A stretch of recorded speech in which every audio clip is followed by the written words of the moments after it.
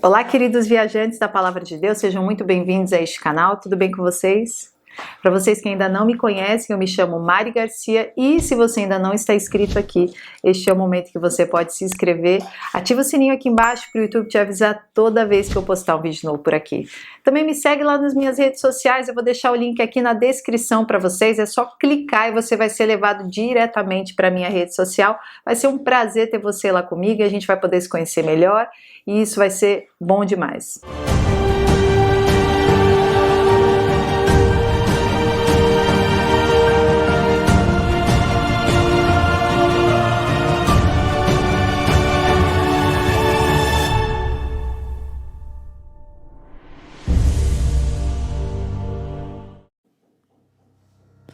Vi os céus abertos e, diante de mim, um cavalo branco, cujo cavaleiro se chama Fiel e Verdadeiro. Ele julga e guerreia com justiça, seus olhos são como chamas de fogo, e em sua cabeça há muitas coroas, e um nome que só ele conhece e ninguém mais. Está vestido com um manto tingido de sangue, e o seu nome é Palavra de Deus. Os exércitos dos céus o seguiam, vestidos de linho fino, branco e puro, e montados em cavalos brancos. De sua boca sai uma espada afiada, com a qual ferirá as nações. Ele as governará com um cetro de ferro. Ele pisa o lagar do vinho, do furor da ira do Deus Todo-Poderoso. Em seu manto e em sua coxa está escrito este nome: Rei dos Reis, Senhor dos Senhores. Vi um anjo que estava em pé no sol e que clamava em alta voz a todas as aves que voavam pelo meio do céu: venham, reúnam-se para o grande banquete de Deus, para comerem carne de reis, generais e poderosos, carne de cavalos e seus cavaleiros, carne de todos, livres e escravos, pequenos e grandes. Então vi a besta, os reis da terra e os seus exércitos reunidos para guerrearem contra aquele que está montado no cavalo e contra o seu exército. Mas a besta foi presa, e com ela o falso profeta que havia realizado sinais milagrosos em nome dela, com os quais ele havia enganado os que receberam a marca da besta e adoraram a imagem dela. Os dois foram lançados vivos no lago de fogo que arde com enxofre. Os demais foram mortos com a espada que saía da boca daquele que está montado no cavalo. E todas as aves se fartaram com a carne deles. O Senhor Jesus deu uma nova revelação a João na ilha de Pátimos, quando ele estava preso por causa da sua fidelidade e testemunho a Jesus Cristo. O intuito desta revelação era encorajar todos os crentes da nova aliança que estavam sendo pressionados por todo o Império Romano. A revelação do Senhor começa com uma visão do Messias ressuscitado e glorificado e termina com o estabelecimento do seu reino na terra e, finalmente, inaugurando o estado final eterno. No Apocalipse 19, como lemos, o Messias, o nosso Senhor Jesus, ele não é revelado mais como um servo, mas como um rei de todos, montado em seu cavalo branco. Um cavalo de conquistador que destrói os seus inimigos. Jesus voltará da mesma forma que subiu nas nuvens, mas desta vez, quando ele descer, todo olho o verá. Mas aqueles que não são salvos procurarão se esconder da sua presença, do seu poder e da sua ira.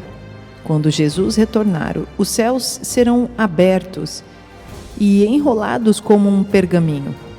Ele não virá apenas para julgar o mundo em retidão e justiça, mas para se reunir à sua noiva, os crentes fiéis que se mantiveram limpos e puros, prontos para encontrar o seu noivo.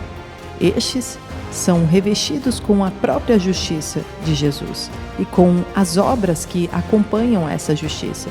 Um conquistador nos tempos antigos sempre montava um cavalo branco. Era um sinal externo de vitória e apontava para o vencedor.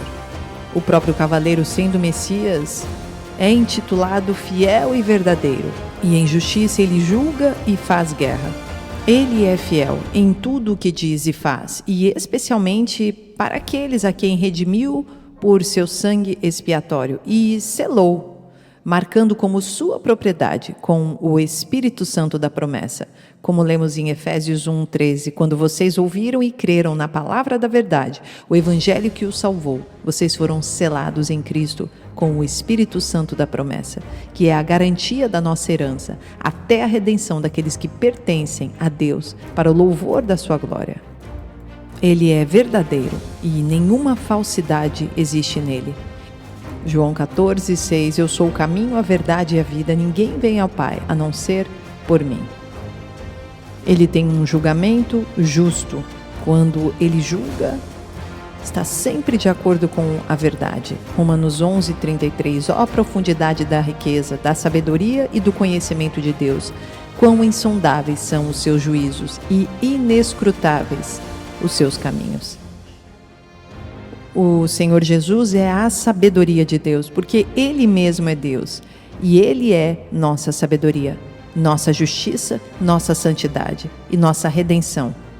1 Coríntios 1:30, é porém por iniciativa dele que vocês estão em Cristo Jesus, o qual se tornou sabedoria de Deus para nós, isto é, justiça, santidade e redenção, para que, como está escrito, quem se gloriar, glorie-se no Senhor.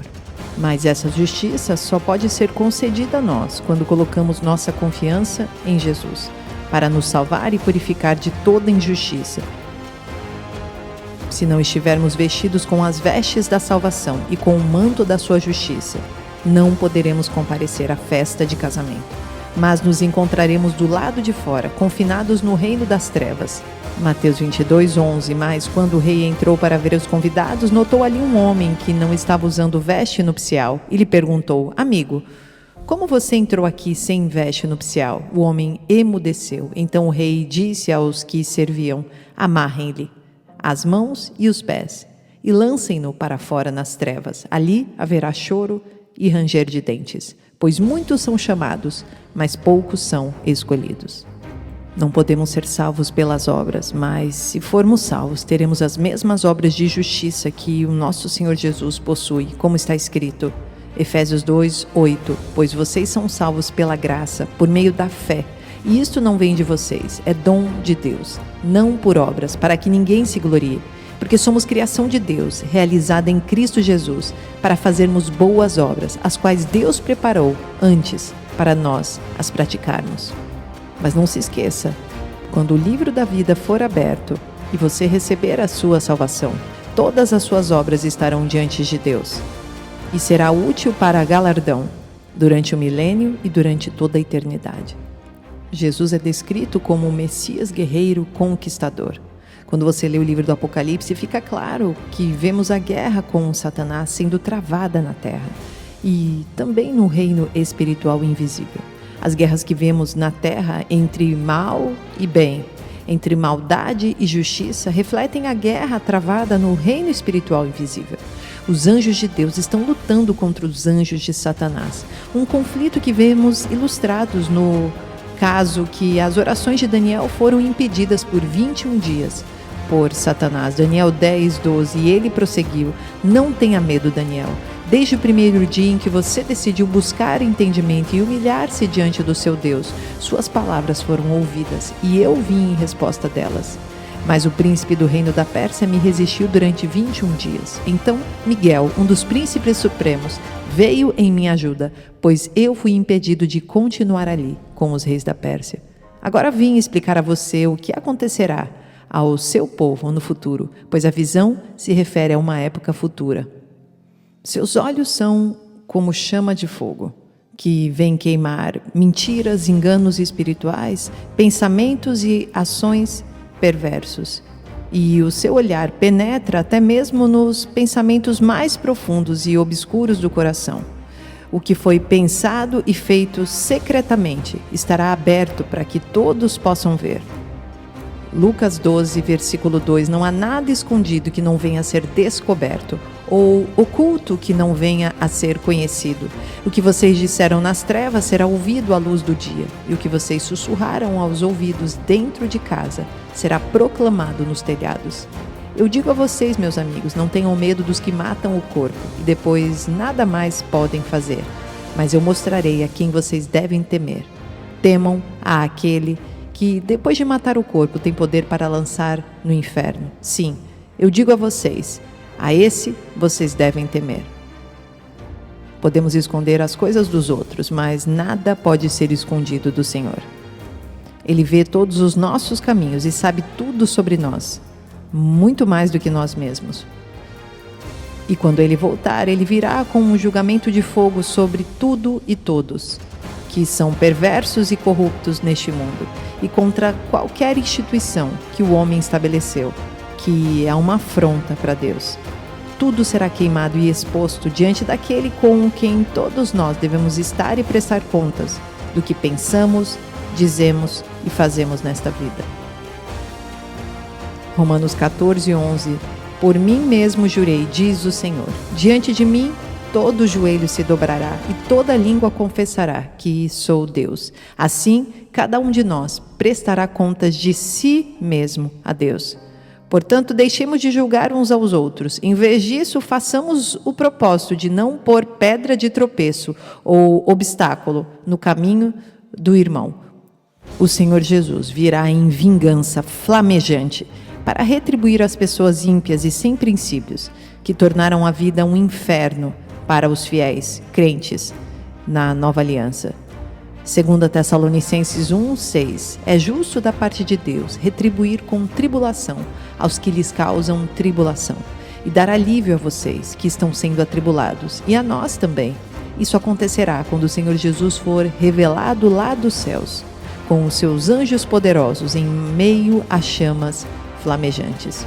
Ele punirá os que não conhecem a Deus e os que não obedecem ao Evangelho de nosso Senhor Jesus. Eles sofrerão a pena de destruição eterna e separação da presença do Senhor e da majestade do seu poder.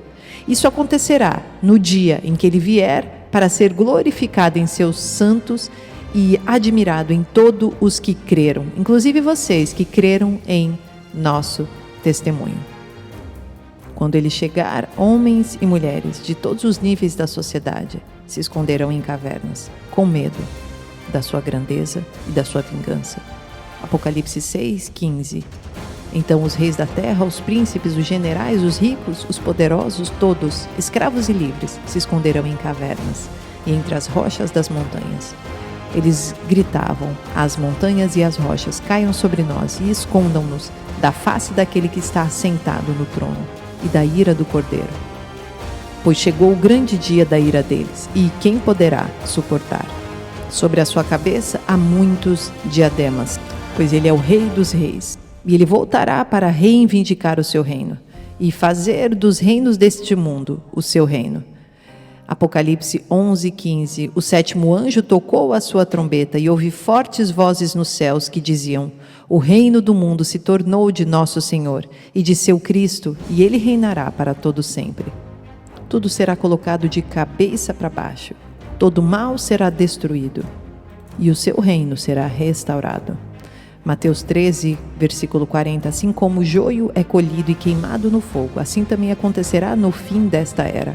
O Filho do Homem enviará os seus anjos, e eles tirarão do seu reino tudo o que faz cair no pecado, e todos os que praticam o mal. Eles os lançarão na fornalha ardente, onde haverá choro e ranger de dentes. Então os justos brilharão como o sol no reino de seu Pai.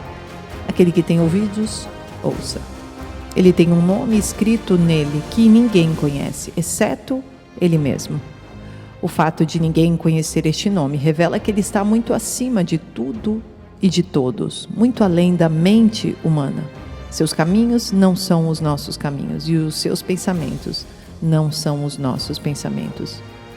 Ele está vestido com um manto manchado de sangue. Suas vestes estão com o sangue dos seus inimigos. Isaías 63:1. Quem é aquele que vem de Edom, que vem de Bosra, com as roupas tingidas de vermelho? Quem é aquele que num manto de esplendor avança a passos largos na grandeza da sua força? Quando o Messias voltar, ele lutará contra os seus inimigos. E aqui Edom era no sul da Jordânia, mas desceu para a Arábia Saudita. Bosra estava localizada também no sul da Jordânia e era a principal porta de entrada para Israel. da Arábia Saudita, o coração do mundo muçulmano, o que nos aponta para o Islã. Também precisamos ter em mente que na cruz foi o puro sangue expiatório derramado pelo pecado e pelos pecadores que quebrou o poder de Satanás para sempre. Colossenses 2,15, e despojando os poderes e as potestades, os expôs publicamente, triunfando deles na cruz. Este sangue derramado é o meio pelo qual vencemos Satanás. Apocalipse 12, versículo 11, e eles o venceram pelo sangue do Cordeiro e pela palavra do testemunho, e não amaram as suas vidas até a morte. Satanás odeia o sangue do Messias, porque ele lembra da sua derrota na cruz e seu destino final no lago de fogo.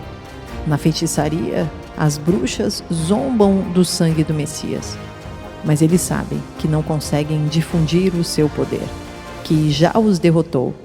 O sangue de Jesus já derrotou e já levou embora todo mal, toda feitiçaria, toda maldição, todo mal de Satanás cai por terra pelo sangue de Jesus.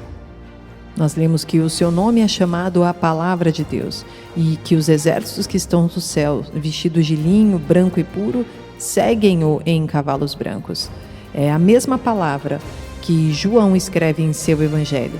João capítulo 1, no princípio era aquele que é a palavra. Ele estava com Deus e era Deus. Ele estava com Deus no princípio. Ele tem a palavra final em tudo quando ele fala, no mundo visível e no mundo invisível, espiritual. Hebreus 1:3, o Filho é o resplendor da glória de Deus e a expressão exata do seu ser, sustentando todas as coisas por sua palavra poderosa. Da sua boca sai uma espada afiada, para ferir as nações, e com vara de ferro as regerá. Salmo 45:3, prende a espada à cintura, ó poderoso, cobre-te de esplendor e majestade. Na tua majestade cavalga vitoriosamente pela verdade, pela misericórdia e pela justiça. Que a tua mão direita realize feitos gloriosos. Tuas flechas afiadas atingem o coração dos inimigos do rei. Debaixo dos teus pés caem as nações. O teu trono, ó Deus, subsiste para todo sempre. Cetro de justiça é o cetro do teu reino. Ele é o que pisa o lagar da ira de Deus. Não é de se admirar que as suas vestes estejam manchadas de sangue, da mesma forma que o lagar derrama o vinho nas vestes de quem pisa as uvas. É sangue literal que flui para fora da cidade de Jerusalém, subindo tão alto quanto as rédeas de um cavalo e fluindo por uma distância de 180 milhas. Apocalipse 14:19, o anjo passou a foice pela terra, ajuntou as uvas e as lançou no grande lagar da ira de Deus. Elas foram pisadas no lagar, fora da cidade, e correu sangue do lagar, chegando ao nível dos freios dos cavalos, numa distância de cerca de 300 quilômetros. Mateus 24:27, porque assim como o relâmpago sai do oriente e se mostra no ocidente, assim será a vinda do Filho do Homem. Onde houver um cadáver, aí se ajuntarão os abutres. Os abutres se alimentam da carcaça de moribundos e dos mortos. Quando Jesus fala sobre isso, ele tinha em mente a podridão espiritual que existiria na terra, pouco antes da sua segunda vinda, que será após a grande tribulação. Seriam as mesmas condições na terra que existiam no tempo de Noé, antes do dilúvio acontecer, e varrer todos os ímpios através da água.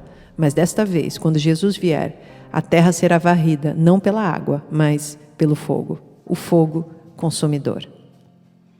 Este mundo hoje é um lugar escuro e cada dia mais ficará mais escuro. Por isso a nossa esperança não está nas coisas do mundo, a nossa esperança está no reino de Deus. Como sua noiva, esperamos pelo casamento. Continuamos nos preparando para encontrá-lo quando ele voltar, vestindo vestes de salvação e manto de justiça. Isaías 61:10. É grande o meu prazer no Senhor.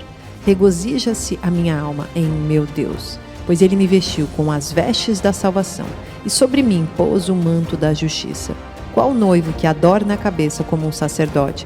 Qual noiva que se enfeita com joias. Porque assim como a terra faz brotar a planta e o jardim faz germinar a semente, assim o soberano Senhor fará nascer a justiça e o louvor diante de todas as nações. Vamos todos estar prontos para quando ele voltar. Em breve ele voltará e sua recompensa estará com ele. Ele é o Alfa e o Ômega, o primeiro e o último, o princípio e o fim. Deus abençoe e até o próximo vídeo.